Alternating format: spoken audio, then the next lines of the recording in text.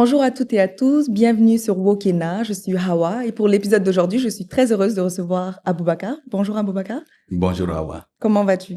je vais très bien. Avant de commencer, est-ce que tu pourrais juste te présenter brièvement, nous dire quel est ton poste et d'où es-tu originaire? Je suis Aboubakar Sidiki Koulibaly, je suis le directeur général de Rio Tinto Guinée. Originellement, je viens de Maniana, je suis né à Kouroussa, grandi dans cette préfecture que je connais bien, donc je dirais je viens de Kouroussa plutôt que de Maniana. Est-ce que tu pourrais également nous présenter ton parcours académique et professionnel? Oui, bien sûr, Awa. J'ai eu un parcours un peu atypique en termes d'études, parce que né à Kouroussa, plus précisément au village de Saraya. Saraya est un village connu en Guinée, parce que le fameux bébé Azad national Boubacar Demba Camara, c'est son village. D'accord. Je suis né là, j'ai suivi mon père dans ses affectations dans les villages, dans le Balia, à Kouroussa. Je suis donc le produit de l'école guinéenne, parce que j'ai fait l'école primaire ici, le lycée, l'université Gamal Abdel Nasser, j'ai fait droit public. Je suis de la 31e promotion de l'université guinéenne. Mais aussi, je suis issu de l'école nationale d'administration française, auquel j'ai eu mon master en administration publique, en promotion Copernic, en 2000-2002. Beau parcours, plus de 20 ans d'expérience, notamment dans le secteur de la gouvernance et du développement. Tu décides de t'orienter vers le secteur minier, plus précisément vers le projet Simandou. Qu'est-ce qui te motive à faire cette transition? Cette transition, elle est voulue parce que, comme tu le dis, Awa, que j'ai eu une carrière ici dans le secteur public en Guinée. J'ai travaillé au ministère des Finances d'abord, au bureau du Premier ministre comme conseiller principal. Après, j'ai été membre du gouvernement aussi ici lors du premier gouvernement du président Alpha Condé. Après ces expériences, je me suis exporté à l'international avec le PNUD. J'étais directeur pays dans 2 pays et chef de mission dans plusieurs autres, en Afrique subsaharienne. Mais le devoir de servir mon pays m'a appelé. Pour tout Guinéen, c'est un rêve de voir ce projet se matérialiser et d'être acteur direct de cela. Je ne prétends pas que je vais changer les choses, mais pour tout Guinéen, c'est une fierté d'appartenir à l'équipe qui va aider à sortir le minerai de Simandou.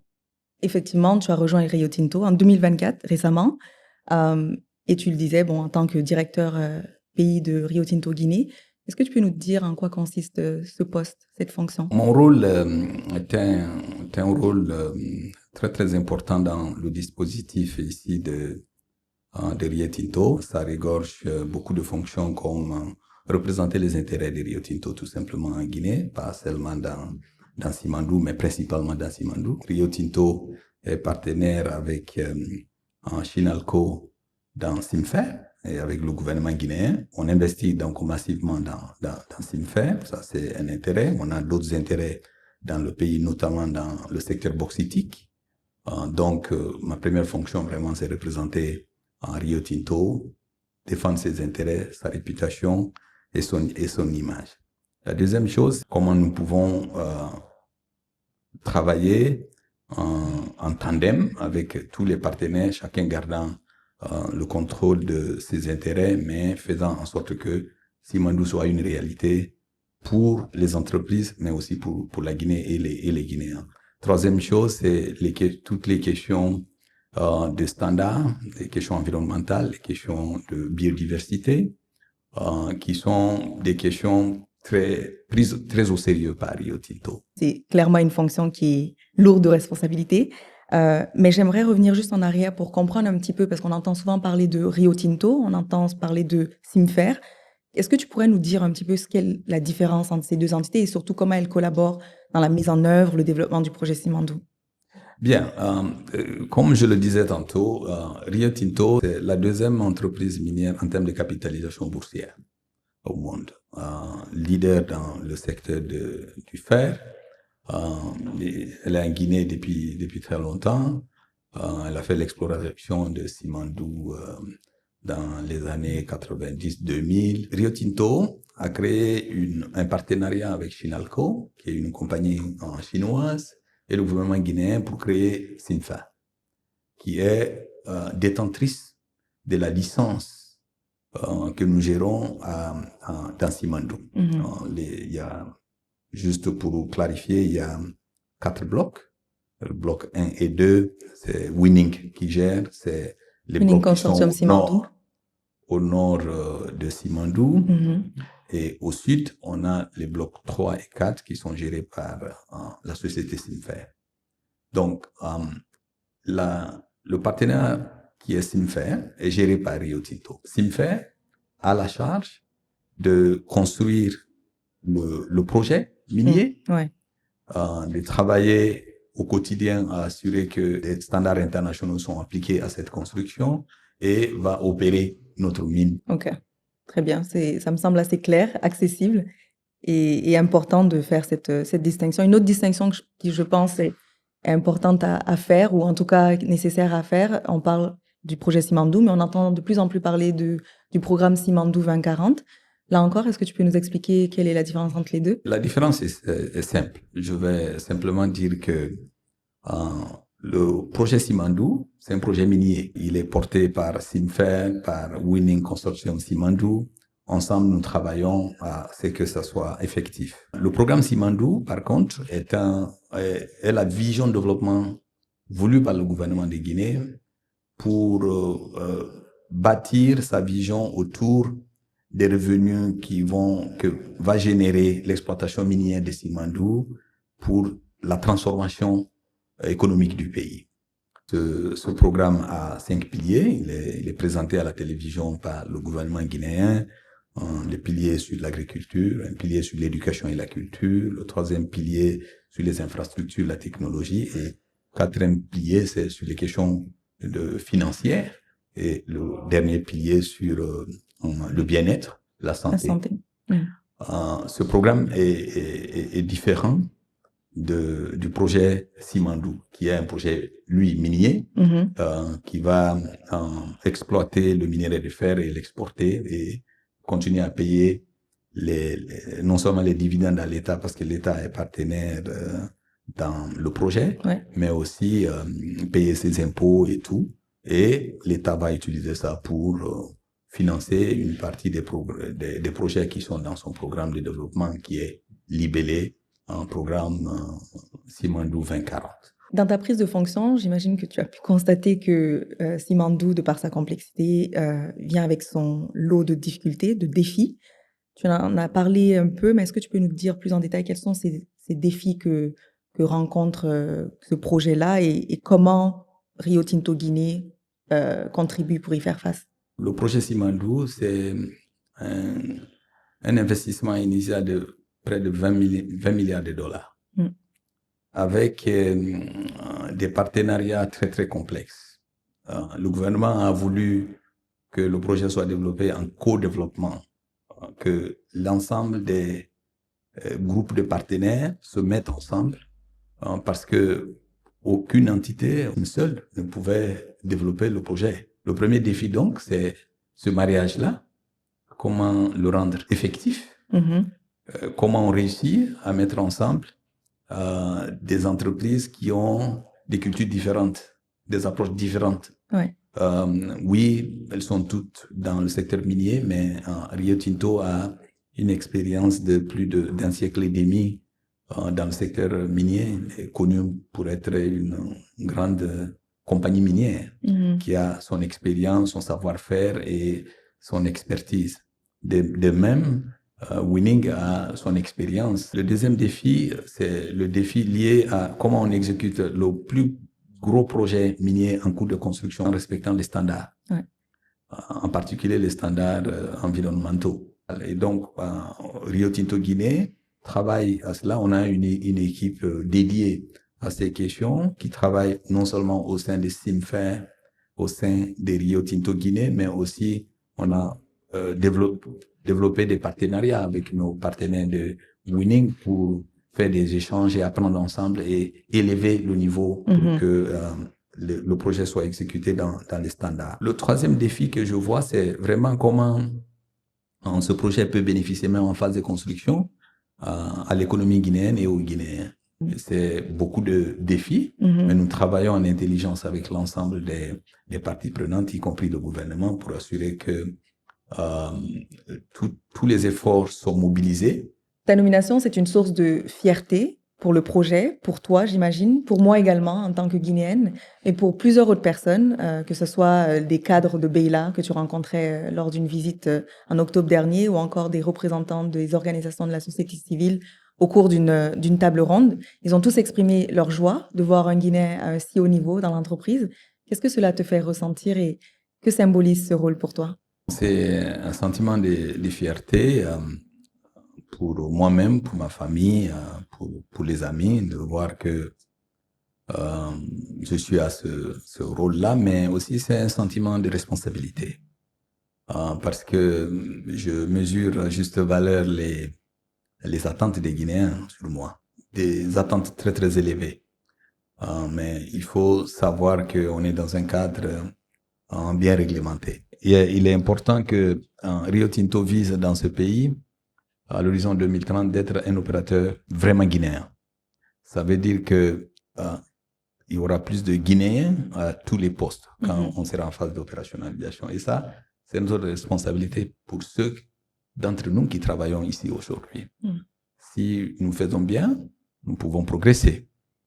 Nous pouvons encourager d'autres à nous rejoindre aussi. Donc, c'est vraiment un sentiment de grande fierté, mais de grande responsabilité aussi. La contribution de chacun de nous dans l'entreprise est primordiale pour la réussite de Simandou. Donc, je suis plein d'enthousiasme et de satisfaction de voir des Guinéens à tous les niveaux au sein de Rio. Justement, un autre aspect important du projet Simandou, c'est le contenu local. Mais est-ce que tu peux nous dire comment Rio Tinto Guinée veille à ce que justement les entreprises locales, les communautés bénéficient sur le plan économique et social du développement de la mine et des infrastructures? Bien, le contenu local, c'est un travail collégial que nous faisons avec Simfer.